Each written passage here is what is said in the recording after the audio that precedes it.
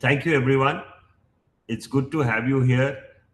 We are currently reading Productive Failure. So, when we are reading this book, Productive Failure, it's important for me to mention something which I have been putting down in our conversations in the week. In the week, I have been repeatedly mentioning that we need to do some soul searching. We need to actually experiment with productive failure. We in our system as students, teachers, country, nation are so happy making notes that we often forget that we also have to think and not just make notes. So when you write your comment or when you send us a reflection, it's just ratifying what is there in the text. Well, now that the introduction of the book is over, that's not what we want from teachers. Now, consider this as an exam without a question paper and do it.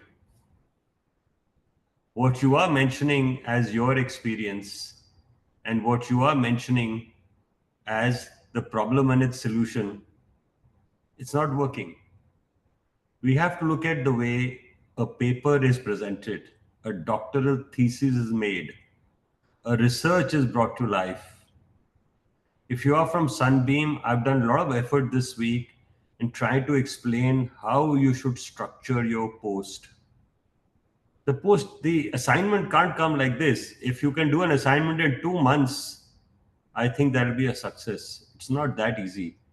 It has to be backed by data. It has to be backed by experiment. It has to be backed by something which you do practically. So the example I want to give you is when you do a practical in the exam and you gave a answer to that, that's where you are marked by the examiner. On the other hand, when you do theory, you just write down what you read and that's where you are marked. But the way you want to present in a journal or in a scientific journal or in a professional journal, it's not like that. You have to experiment, you have to back it up with data, you have to make a presentation, and you have to have a finding. Do read the content we have really laboriously put in the WhatsApp conversation of the Sunbeam Masterclass. That's where we are expecting some good papers to come from. Look back 2024. Last year we focused on video on the masterclass and asked the teachers how much they worked on the video for the masterclass. Every video was original, every script was new. Please don't give us chat GPT reflections. Please don't do that. When I say chat GPT, it could be chat amongst you and put together, not necessarily the chat GPT you are thinking. We don't want conversations, we don't want observations, we don't want comments. We want substantial research. We want data, we want experiments, and that is what productive failure is all about. So you see last in the introduction how Manu Kapur tried that mathematical calculation and how his professor let him fail practically the whole year. You have the Herculean task, much like Mount Everest, 5 presentations you need to make, 5 papers you need to submit, 5 assignments you need to submit. That's what you call them. If you still need help, I have today made a request to Paul sir at Sunbeam. He will hold a conversation with you all in May early and he will take things further. Thank you. Part 1, the problem and its solution. The Fields Medal is widely considered to be the most prestigious prize in mathematics, often described as the Nobel Prize in Mathematics. Unlike the annual Nobel Prize, however, the Fields Medal is awarded only once every 4 years to up to 4 people.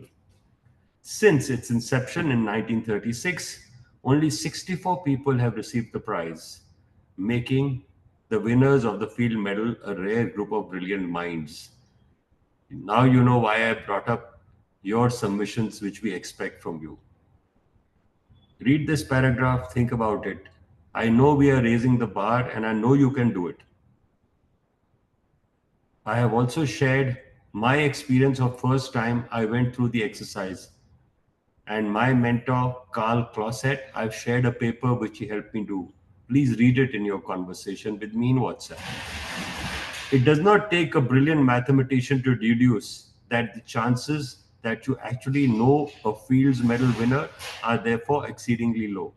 Unless, of course, you work at the university such as ETH Zurich in Switzerland, which has been home to many such brilliant minds over the years.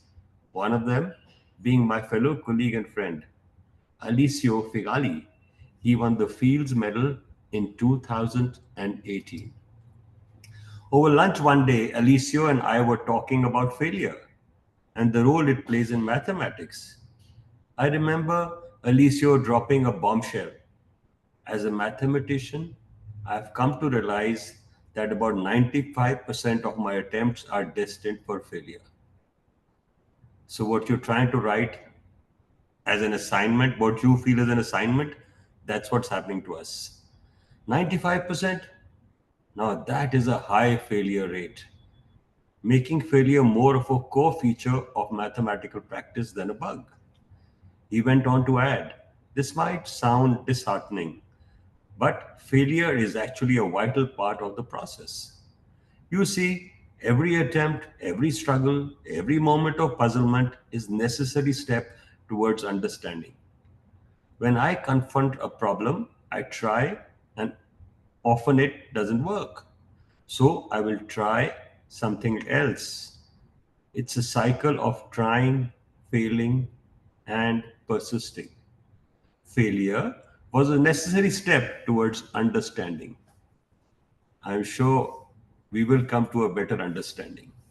Without failure, it would not be possible to understand the problem as well.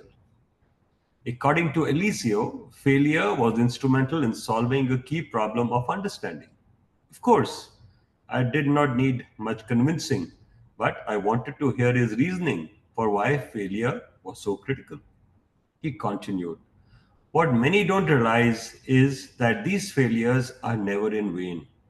Each one sheds light on the problem, helps me see a critical aspect of deep structure of the problem, and also clarifies what doesn't work. This process of elimination is crucial. There it was. Failure seemed to help see what was critical, which led to understanding the problem better and made it clear what did not work. As a learning scientist, I was thinking that a failure to see and understand that which is critical is a key problem when we are learning something new. And that deep learning proceeds by tackling the problems of seeing and understanding and by becoming aware of what does not work. I will read this, apply it to what we are trying to do with you when we are attempting to do what you call assignments, we call professional learning papers submission. As a learning scientist, I was thinking that a failure to see and understand that which is critical is a key problem when we are learning something new. And that deep learning proceeds by tackling the problems of seeing and understanding and becoming aware of what does not work. And here I had a Fields Medal winner affirming exactly that, telling me that failure was a secret recipe of achieving mathematical success. Little did I expect that what was true for deep learning was also true for Alessio's work as a mathematician. But there was more. For Alessio, these failures also served another purpose. They helped in incubating ideas. That sounded like how transfer of learning might happen, so I urged him to elaborate. You see, I have learned the importance of stepping back, he said. When I'm stuck, sometimes the best approach is to let go of the problem. This break allows me to lose any fixedness in my thinking. When I return to the problem with fresh eyes, it's like meeting an old friend with new stories to tell. This fresh perspective often illuminates paths that were invisible to me before. I love getting up in the morning early and thinking fresh. So often, when I've slept the previous evening, I have something in my mind and I sleep over it. And believe me, in the morning, a solution does come. I could not believe that I was hearing. Failure was a core feature, not a bug. It helped see what was critical and understand the problem better. And when multiple attempts of solving ended up in being stuck, it was good to step back. Let ideas incubate, lose fixedness, and return to fight another day. What was also striking to me was the contrast between how top mathematicians like Alessio Figali approach mathematics and how mathematics is taught and learned in schools. Also, Alessio mathematical problem solving does not proceed in a straight line, and he was quick to add, neither do mathematicians. Yet, we teach mathematics is often in a straight line. The direct instruction model, avoiding failure at all cost, and in the process, undermining learning because it does not solve the problem of learning. And it is not just mathematics. The tentacles of direct instruction extend to much of schooling and instruction in most other domains and subjects too, all proceedings along the same suboptimal logic of direct instruction. Therefore, I start your journey with this book by first articulating the key problems of learning. Why we remember, why we fail to remember, why we fail to understand, and why we fail to transfer. I repeat, why we fail to remember, why we fail to understand, and why we fail to transfer. And once armed with an understanding of the problems, only then do I describe how the solution, productive failure, solves these problems. So let's go deeper into the journey. The problems of learning. I remember studying for my exams in school and university and doing reasonably well on them. Yet soon after, I would forget most of the material. I had studied so hard to remember I am not alone. This phenomena plays out in schools around the world all the time. Why do we remember so poorly? One of the most well documented curves in learning is the retention curve. That is, how well we can remember newly learned things over time. Unfortunately, these curves reveal a dismal picture. Retention is poor and, consistent with my experience, drops quickly and drastically. To understand the nature of this problem, why we fail to retain, we need to deep dive into how we store and retrieve things we learn. Retention, however, is not the only problem of learning. Even if we can retain information, it does not mean we understand it all. Why do we understand so poorly? When learning something new, one of the main reasons we do not understand it well is because we fail to see what is critical. Recall the movie thought experiment from the introduction. The expert director would see things from a novice while watching the same movie. Given the same stimulus, what makes experts see critical features easily, yet novices find it so difficult? Clearly, we cannot understand something deeply if we cannot see that which is critical. However, seeing what is critical is necessary, but not sufficient. There is more to understanding than seeing, because understanding requires connecting and intriguing new knowledge, and integrating new knowledge with prior knowledge.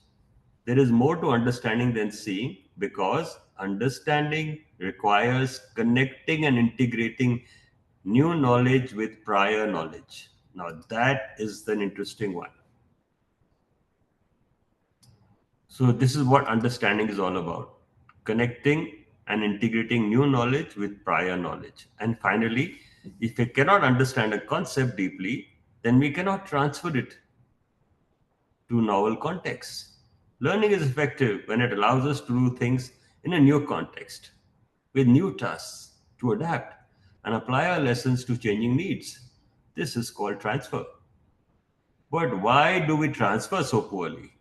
In this chapter 1, in this chapter, I focus on the three problems as shown in figure 1.1: why we fail to remember, why we fail to understand, and why we fail to transfer, taking each in turn and unpacking the science behind it.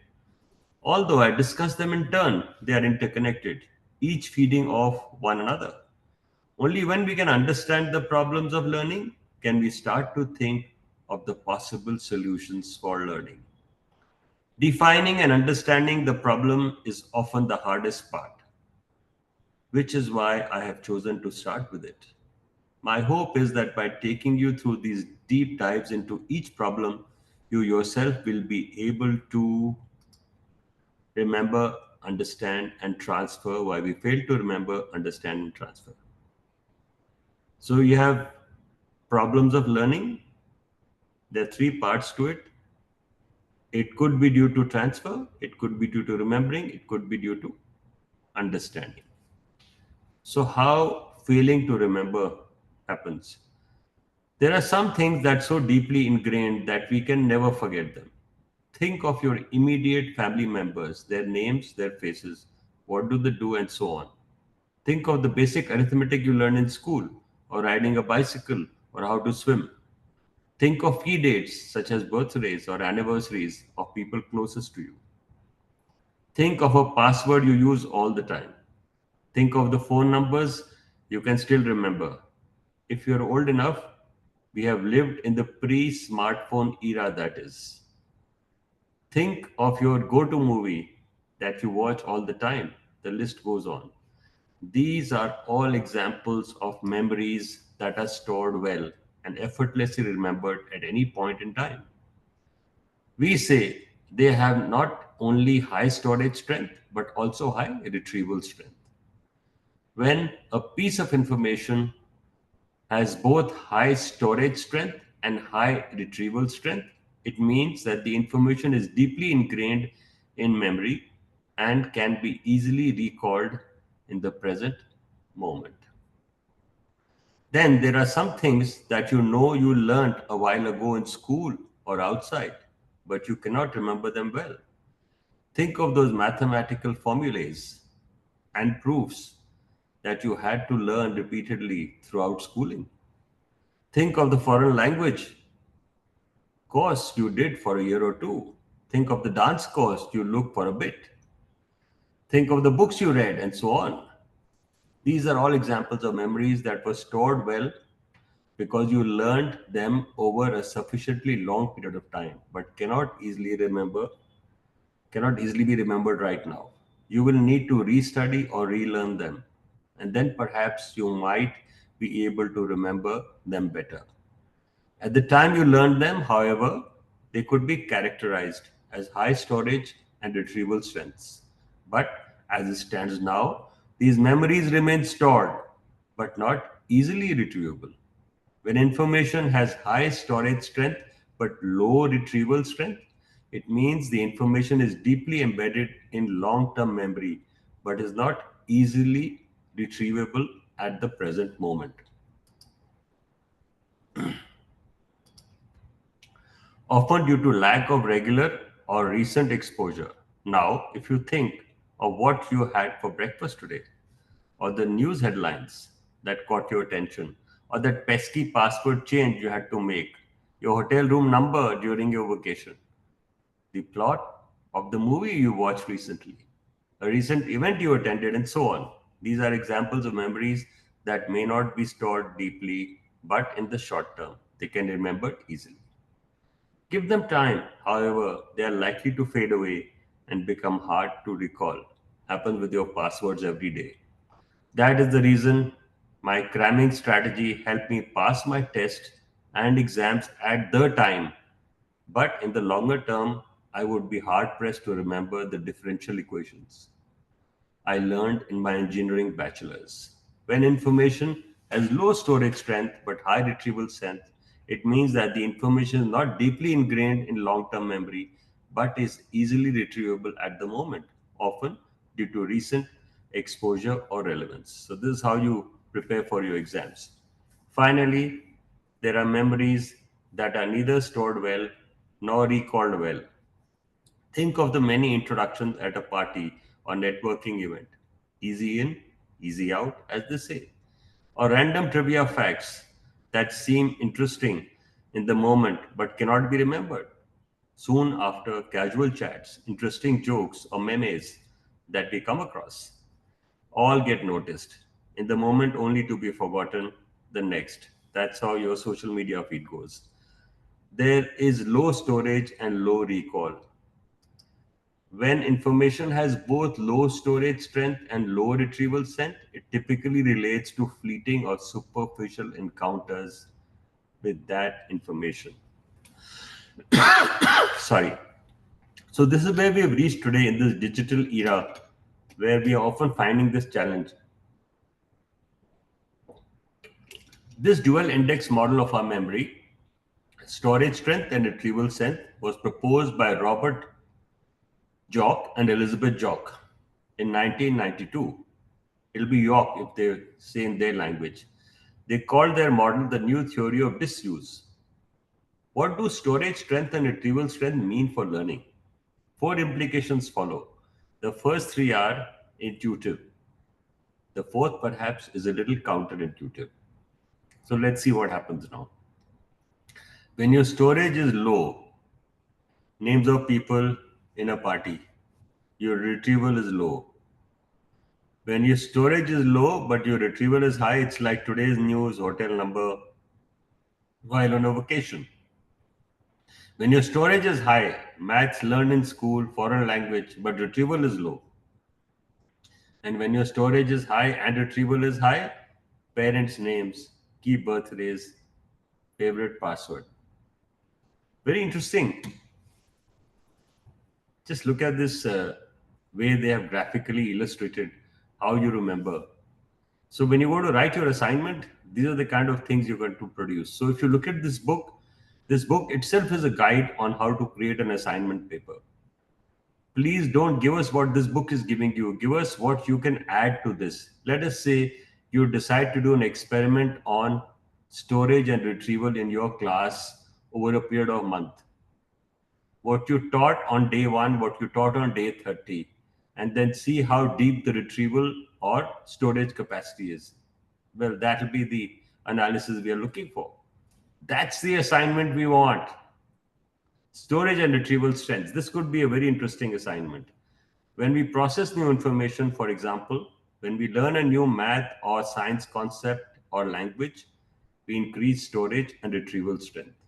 So that is the first thing. The deeper the processing of the new information, the higher the storage strength. For example, cramming does not work as well as persistent study and rehearsal over time, especially if we can connect the new information to what we already know. So that's where we were talking about knowledge and connections. The higher the storage strength, the lower the loss of retrieval strength. For example, you are unlikely to forget your parents' names no matter how long you do not see them. The mere act of retrieving increases storage strength. The increase being greater when retrieval strength is lower than higher. That is, the lower the retrieval strength, the greater the opportunity for making learning gains.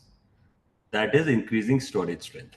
The fourth implication is the one that is somewhat counterintuitive.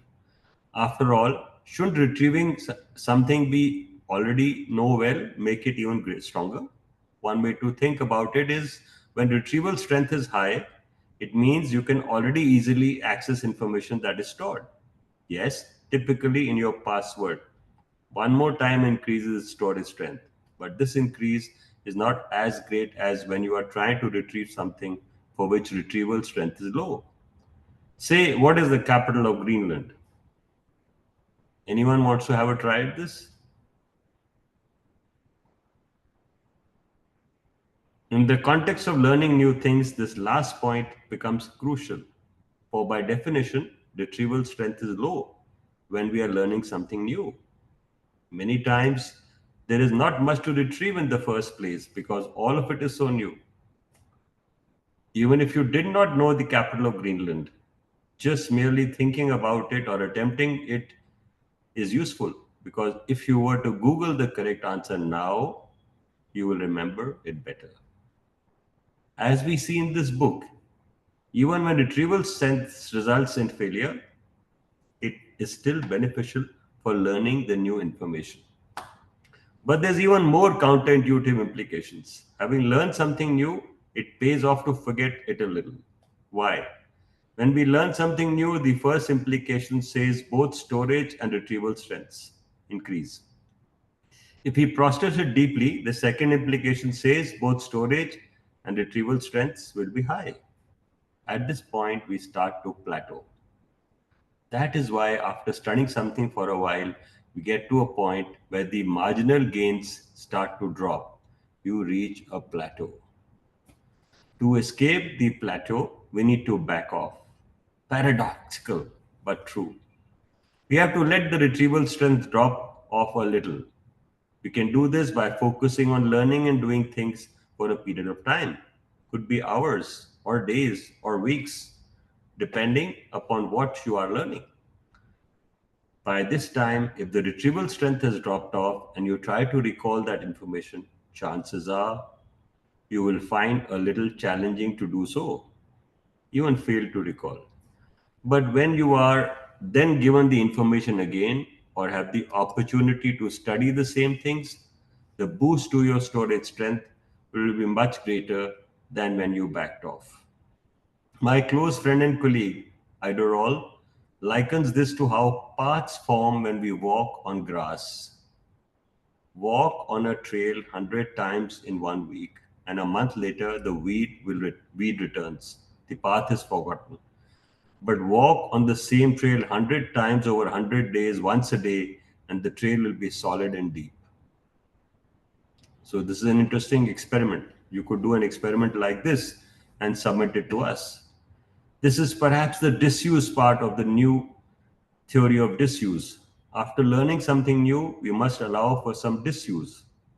That is, intentionally not using information or allowing for some forgetting of that information, so that when we come back to it and try to retrieve it, we derive a strong boost to both storage and retrieval. And that's the trick to remembering information. Learn, forget, retrieve, relearn, then repeat the cycle over time. So that's the way to improve your CPU storage. The forgetting part is important, for it sets up the stage for retrieval. If retrieval is successful, it makes your storage stronger. If retrieval is unsuccessful, it creates an opportunity to restudy and relearn, which will then enhance your storage and retrieve future retrieval. We tend to think of forgetting as bad. It turns out forgetting can be good. We must remember to forget so that we can use forgetting to remember. Productive forgetting. I think we should pause here and let's look at how we can experiment this week on productive forgetting. I want you to forget what you read today. That will be interesting, isn't it? But that's not the purpose of coming here to the session. So it's important for me to explain this to you. And that's exactly what I've been trying to explain right since we started the book. That productive failure is first questioning how you do what you do, then pausing to think what you don't know and what you can absorb, and then retrying what you couldn't do. And that's how you will learn from productive failure.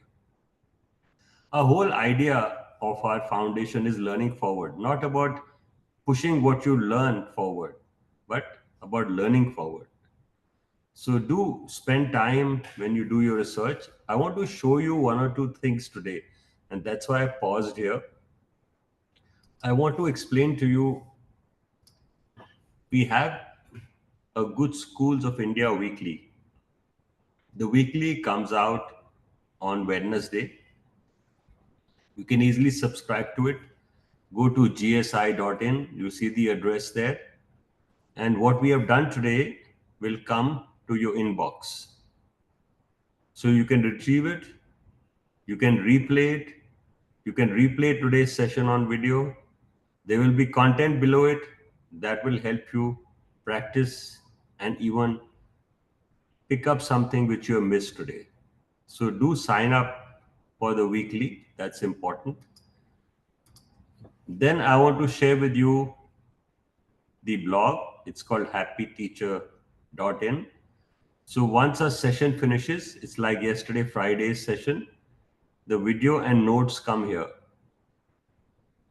Now these videos and notes don't go into the newsletter. Into the newsletter, you will only see links to the video and notes. That's why the newsletter is created. The newsletter encapsulates what we do Wednesday, Thursday, Friday, Saturday, Sunday. We don't work Monday and Tuesday. So our 5-day week is so beautifully captured in the newsletter. Do make use of it. Another interesting resource is our Joy of Learning My Good School video channel. So all our videos which we make or session recordings, they are all available here. So you can refer to the resource. We have almost 6.2 thousand subscribers and 439 videos. So do go here, search with the topic, search with the date, search with the session. And if you have missed a session, you will find it here. This is a Friday session, fun learning, thoughtful Thursday.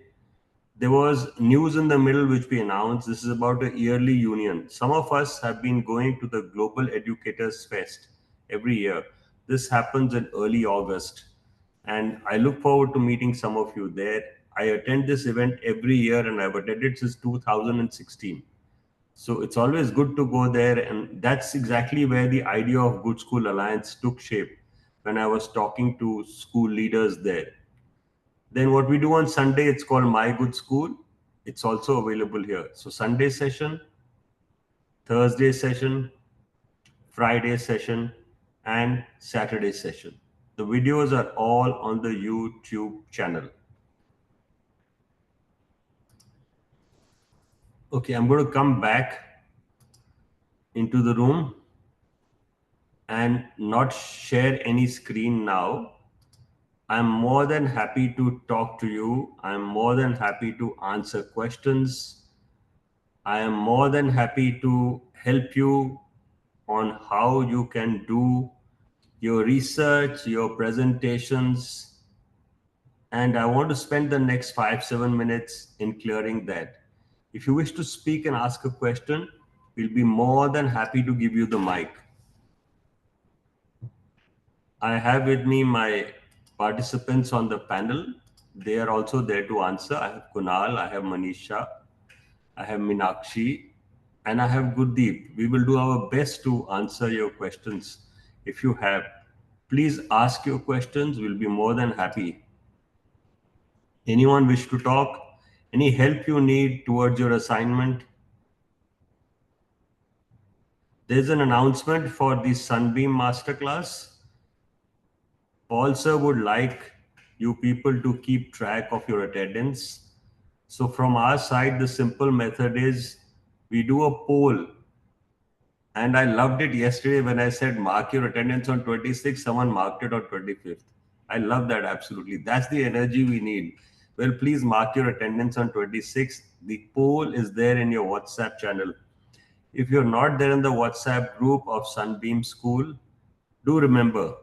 Yeah, so there's an interesting question from Mangal. How can we increase our remembering power? Yeah, I have a very simple answer for this. First, read a lot. Second, find 2-3 hours in a day when you don't get distracted by any stimuli. Could be electronic, could be unelectronic sound or environment. So, of late, I am reading a book. The book is Yogananda Paramhansa's story. autobiography of a yogi. And look at the remembering power.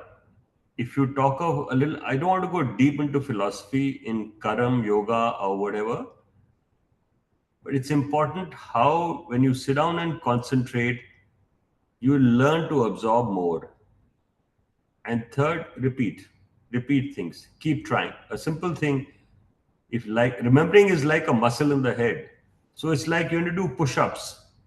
First day you will do 5, second day you'll do 10, third day you'll do 4. That's how. So similarly, you may remember half a story today. Tomorrow you'll repeat it again. Read in bits. So best way to remember is do bite size learning. And that's why you see we are reading these chapters very slowly. We don't even care to finish the chapter. So that's another way of answering your question. Deepika Yadav, which school are you from? You want to be added in the chat or the group. Which school are you from, Deepika? Sonika Singh says in the chat box, please help me be part of the group. Okay. Manisha, Deepika Yadav is from Sunbeam. I'll add her, sir. She's from Sunbeam, Narayanpur. We Yeah, just, she has sent yeah, a yeah. request. I'll add. Yeah. So we just add the Sunbeam teachers. We don't really worry about. Yeah. Sonika Singh from Sunbeam, Indira Nagar. Will you note down? Yes, sir. Yeah. What you can do, you can put your number here and tell them to send you a message. It'll be the easiest way to do that. So number for Manisha is easily available on happyteacher.in, the blog we saw. Please send Manisha a message. She will add you. But remember one thing, if we add you there, we expect you to post your comments, we expect you to reflect, we expect you to think. And if Paul sir has his way, we expect you to do submissions. There's a number here. You want me to call it out, Manisha, or you can copy it? I've copied, sir. Yeah, so that's easy. You can write your number here. That's a good idea. Thank you, Sonika. That was brilliant. Absolutely. I was trying to find a way to do it and you solved the problem. Thank you. That was brilliant. Yeah, you got another one. You can add Deepika also. But it has to be only from Sunbeam, please. If you're from somewhere else, I'm sorry we can't add you to the Sunbeam group. And be careful, Manisha. If you're adding them to the Sunbeam teachers, add them in the Teachers Academy and not the masterclass. Is that okay? Yes, sir. Because masterclass is the professional learning community unless these people are registered in the masterclass sheet. Just check on that. Yes, sir. Yeah, so in the masterclass we have a total of 72 people, two of us and a 70 community from Sunbeam Masterclass 2025. In this masterclass we have from 7 schools, I think 5 each or whatever numbers, and then Paul says added the school leaders and other people from the team whom he feels are going to be helpful to help you do things. He's also invited some school leaders of the Sunbeam group of schools. So the Sunbeam Masterclass is an exclusive group. We are more than happy to add people to the Teachers Academy, which is our own working space. So, Deepika, we have your message. Manisha will converse with you. Yeah, Sonika is part of the masterclass. Great. Just check on this before you add them. Is that okay, Manisha? Please add them in the right place. Yeah, any other challenge you face, any other way we can comfort you, anything we can do to add to your happiness? Most welcome, Deepika. God bless you. I'm liking to fail. That's a good one. I'm liking to fail, so I'm writing assignments, changing and reforming, and still unable to find the final draft. Brilliant, Rajni. I don't think there could be a better example of productive failure. In this one sentence of yours, you have defined productive failure. I'm liking to fail, so I'm writing assignments, changing and reframing, and still unable to find the final draft. So, I really want you to do one thing. I'll give you a simple way of doing it. I discovered recently, I started writing in a pencil and a notebook, and I became better. So I made my notes like that, and then I got down to word processing. So when you are word processing, your failure happens. You tend to go into finish mode very fast. And finish mode for a potter, when he bakes his clay, it's a long way off. So your clay and you're dirting your hands, which means writing with pencil and paper will help you think. Someone asked me, how do you remember so much? I said, simple way, use pen and paper. That's a trick I'm telling you. There is an example currently going on, an experiment. That's an experiment in Switzerland where they've gone back to books from digital media. So we're all trying, and that's being human. That's productive failure. That's the beauty. Digital to non-digital to digital. Thank you, Sonika. Sonika, thank you so much. Yeah, practice makes man perfect. Practice makes woman perfect, Tanuja. You should write woman. Rajani, thank you for the idea. Yeah, that's a great idea. But do carry your notebooks and your class teachers. You see, you push your children to write, you push your children to read. But how many books do you read and how many books do you write? That's the challenge. That's the inner resolve you need to make. That I will read and write. And that's how you will counter your productive failure. Gurdeep, you want to add something? No, no, I'm listening and I'm looking at the chats. I think Rajni has encapsulated, like she has written, I'm liking to fail.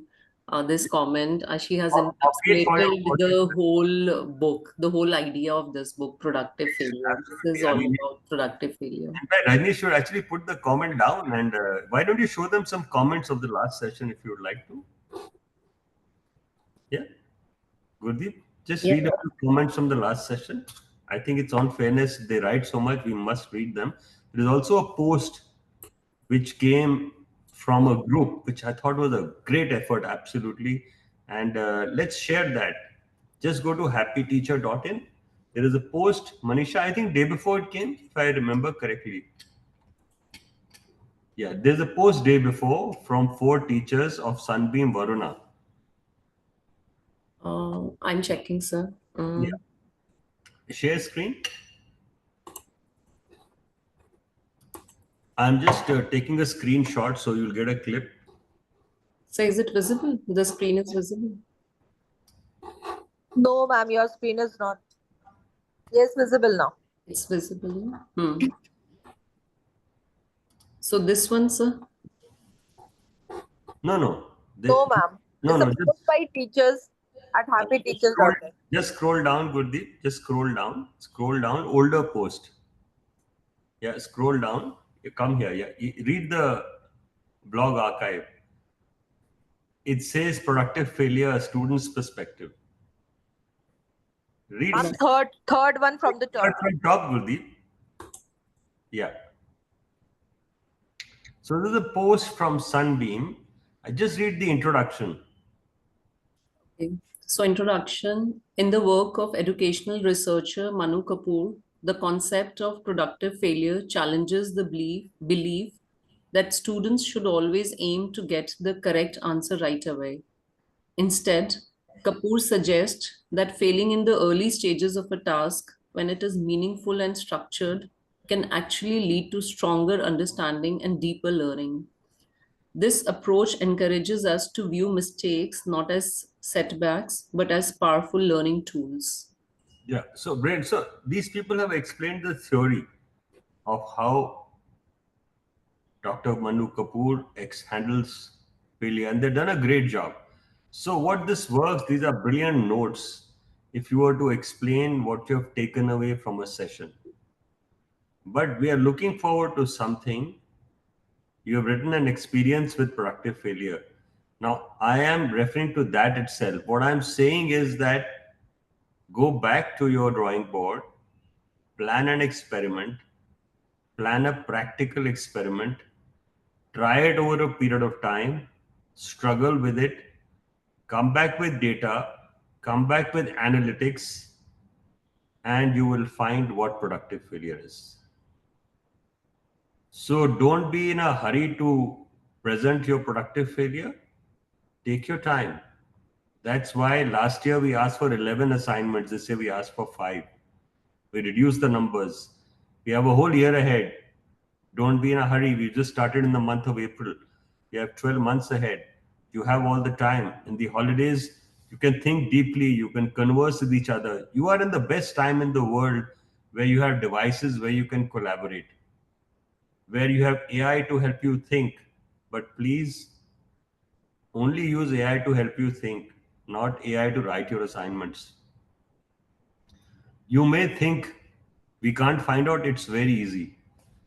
When you send content to us, when we post it on the blog, it itself says that this is from so and so place.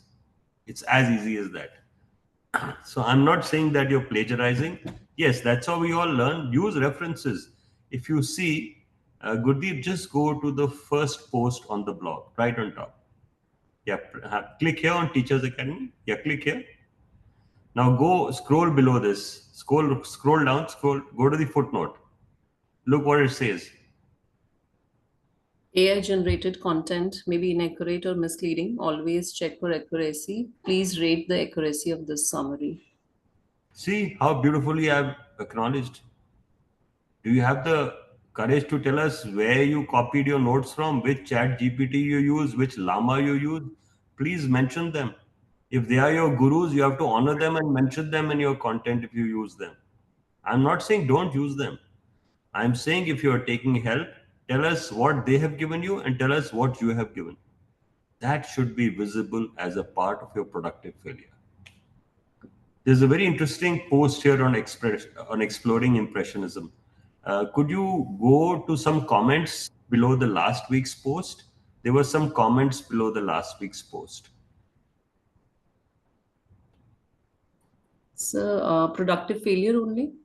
Yeah, देखो इसके नीचे है. नहीं, this is the same article, your last week's post. Introduction to my forays in productive failure.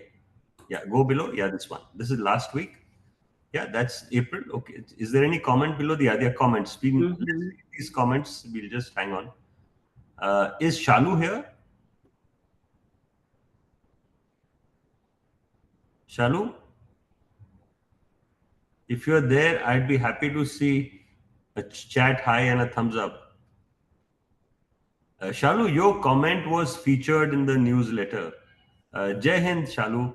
Your comment was featured in last week's Good Schools India newsletter. Did you get to read it?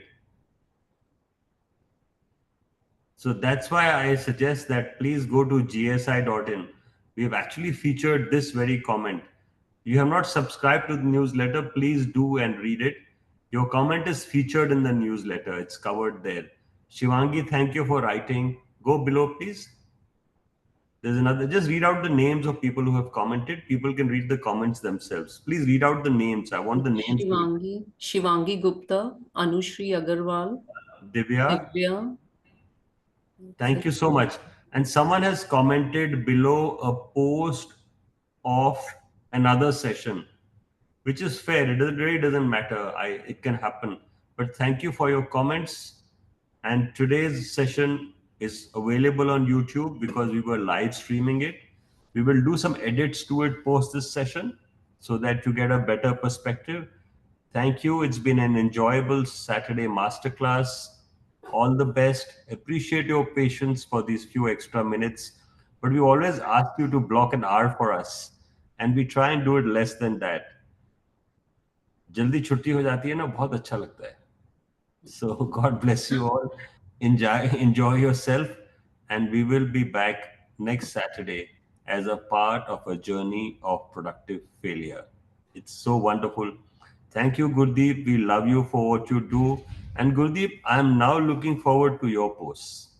Okay, yes, sir, sure. Yeah, because you've got a break. You will not Yeah, get an excuse now.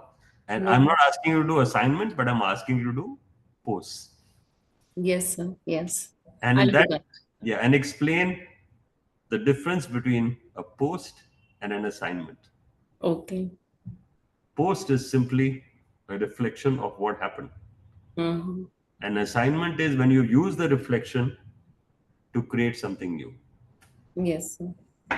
I've put it very, very simply.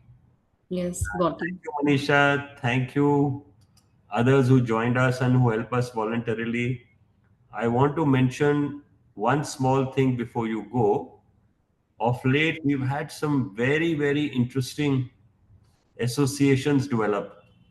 So before you go, I think in all fairness, I must mention them. So we have the Learning Forward Foundation website or blog. We use Blogger for that.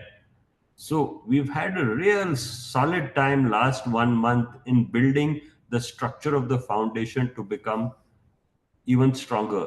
So recently we have joined up with Astaya Services. Astaya helps you in governance, compliance, and helping schools understand how they can do their back end processes better. Learning Forward guides us on how we run your professional learning program, how we deliver the Teachers Academy, how we do the master's class or master class. This learning comes from Learning Forward. Something new you may have started watching Grace recently. So what we thought that we should now start looking at helping young teachers who come into the profession. And that's why we thought we should join up with an association called ECCE with a CQ in front. So Confederation of Quality in Early Childhood. And finally, we have our own Good Schools Alliance. So this is a whole team which is working round the clock, working day and night for happy teachers. So thank you to my partners, sponsors. Thank you, everyone. Have a great week ahead. Some of you will see us tomorrow. I look forward to that.